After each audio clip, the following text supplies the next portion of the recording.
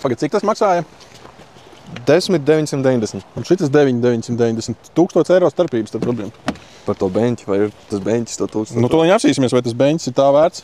Un šīm arī ir masāžas beņķis, bet šim te bija tā mūzikas sistēmas uzraksts. Bet te ir šitam vēl kaut kāds ergo komforts, kam ir laikam vēl krutāks beņķis šim ir. Ej, šitam ir tipa leduskapis Bardačokā. Apskatās tajā, vai tu skaties Bardačokā? Nē. Apsies, varbūt te arī ir. Šis ir labs. Būs vēsumā. Vai arī.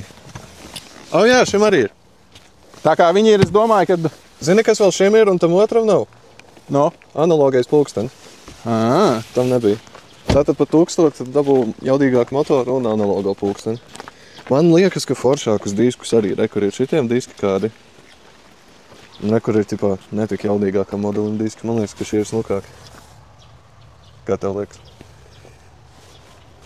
Laikam, jā, šie man arī laikam bišķu vairāk patīk. Man nepatīk tās laustās līnijas iegravētās. Jā, man arī nepārāk. Nē, šim arī ir analogais pulkstenis, nekas nemainās.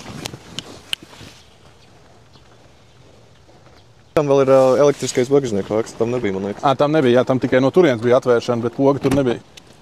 Tā es pat nezinu, man liekas, ka šis ir labāks deals. Fakto motoru, kas nav tik jaudīgs.